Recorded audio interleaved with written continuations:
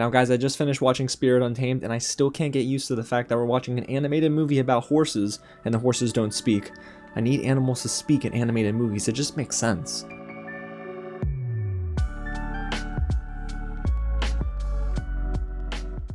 What's going on, you guys? James here with another real review, and yes, we're talking all about Spirit Untamed, the sequel sort of to the 2002 classic Spirit, Stallion of the Cimarron. That's a film that I will be completely honest with you guys, I did not enjoy when I watched it, but will the sequel do better or not? Now we'll get into that, but before we do, if it is your first time here at the channel, guys, welcome to Real James, where I talk about movies really like this all the time. So if you don't want to miss out, go ahead and hit the big red button below, subscribe to the channel, and tap on that bell so you'll be the first one in the comments. And guys, smash that thumbs up button if you're a huge fan of Spirit or just movies about horses.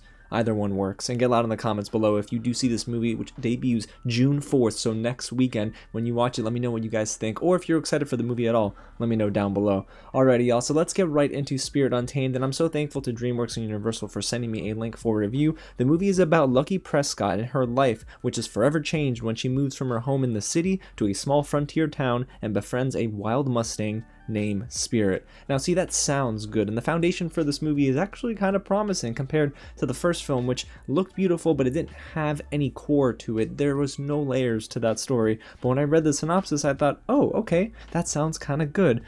But okay, let's get into what works with the movie first before we get a little negative here. Again, if you're unfamiliar with the story, it is a spin-off of that 2002 classic and based on the Netflix animated television series Spirit Riding Free. I did not watch that TV series, so fans of the TV series might be a little bit more accustomed to the storytelling in this one, but I was going in with an open mind. And right off the bat, I noticed two things that were completely different. One, the animation style, which we'll talk about in a little bit, and two, I felt that the actual cast had more of a role. There was more involvement from our voice acting cast, which is led by Isabela Merced, and I think she does a good job alongside her co-star Marsai, who is amazing in Blackish and just as an actress in general. Both of them play really good friends, and I think that they do a good job. They're actually the best part of the entire film. They're the only actors committed to their roles, and their friendship was really sweet, and I like that their charm bled through the screen. I almost wished that trio had more time, and I say trio because it's both of them plus another character named Abigail, voiced by McKenna Grace. I thought all three of them did a good job together. There's a really cute scene where they overcome their own fears by singing and just coming together, and it's nice, you know?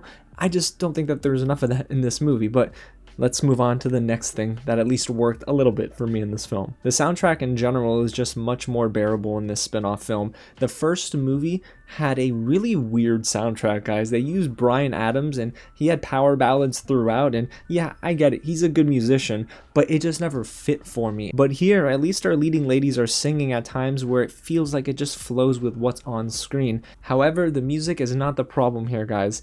Unfortunately, it's everything else. So let's get into what doesn't work with Spirit Untamed, which is really a film that has the makings of a heartfelt story, but without any soul. The movie is directed by Elaine, Bogan, and Ennio Torresan, and both of them I feel like never had a grasp on what works with this movie. There are moments in the beginning where I thought, okay, I can see where it's trying to go, but the film never fully commits and tries to add in so many identical moments and elements from the first film. And the script in general is among the most bland that I've seen unfold in an animation movie in a very long time. None of the elements came together for the end product, and I really was confused at the direction that the story kept going in. And I know we just talked about the animation, but guys, the style here is completely different from the 2002 movie, which used 2D hand-drawn animation. And this spin-off used 3D animation, which is not a terrible departure, and it's not awful, especially in 2021, right? We're so used to seeing amazing animated movies that have so much detail.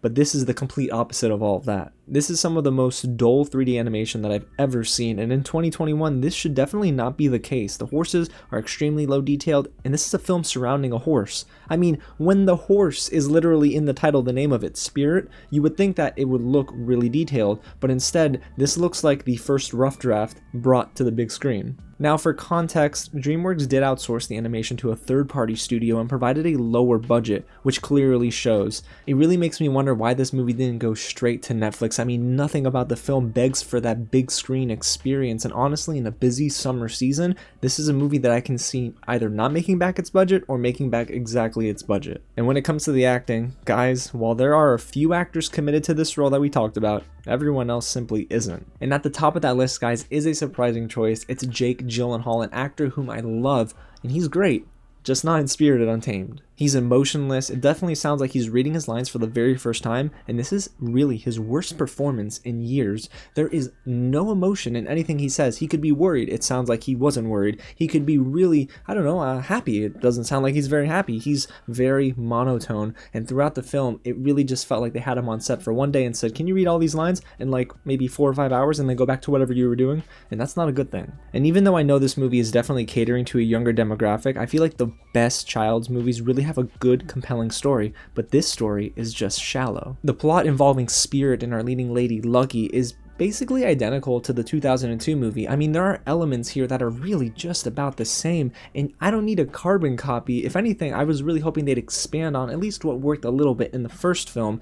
Unfortunately, they did not do that, and they just threw it up just in 3D style, and oh, come on, guys. From the opening act, I just couldn't understand where the movie was trying to go. It really felt lifeless, and guys, the character development was also awful. I really don't think they did a great job at introducing these characters, and even from the onset, we know Lucky because I guess the film is really catering to her in terms of, you know, the development, but I don't think anyone surrounding her was given enough time of day for me to really care about these characters. And by the end, it felt more like a 2.5-hour movie than an 88-minute experience. This film really was a chore to get through, guys, and I hate to say that because I was going into this hoping that maybe the story would get a little bit better and they would add a little bit more layers to it, but unfortunately everything is very shallow, it's very surface level, and nothing about the movie really compelled me. And it's sad to say, but I'm not even sure this film can hold the attention of a child. So overall, you guys, Spirit Untamed is really a sequel that doesn't do too much to build on what the 2002 movie did well. Actually, it takes a complete step back because in the 2002 movie,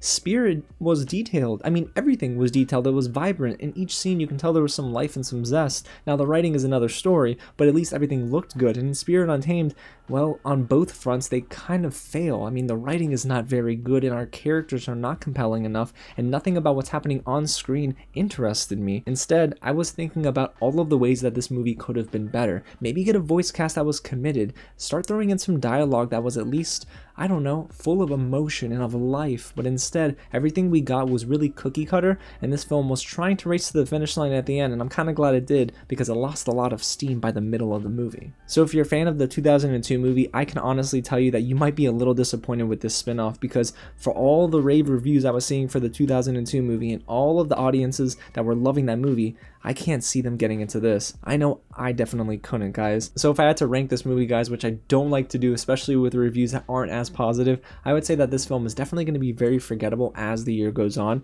and especially with it releasing in early June, where we've gotten some big release dates that are announced and some movies that are going to come out. I think that this is going to get lost, and unfortunately Spirit Untamed is going to be one of those movies that goes straight to streaming services, and maybe kids will pick it up on an off day, but I don't see many audiences falling in love with this film. So guys, there you have it. That's my real review of Spirit Untamed, the movie you don't have to necessarily rush out to see, and if you're a fan of the 2002 film, you might want to just rewatch that one. So guys, if you enjoyed everything you just heard and saw, again, don't forget to hit the big red button below, subscribe to the channel, and tap on that bell, and y'all hit that big thumbs up button, because if you're already here at this point, that means you must have liked what I had to say. So guys, thank you so much for sticking with me, for supporting the channel. We're almost at 5,000, and it's all because of you. Alrighty guys, again, thank you so much for stopping by, and I'll catch you at the next screening. And I promise if I find any horses around here, I'm not going to try to talk to them.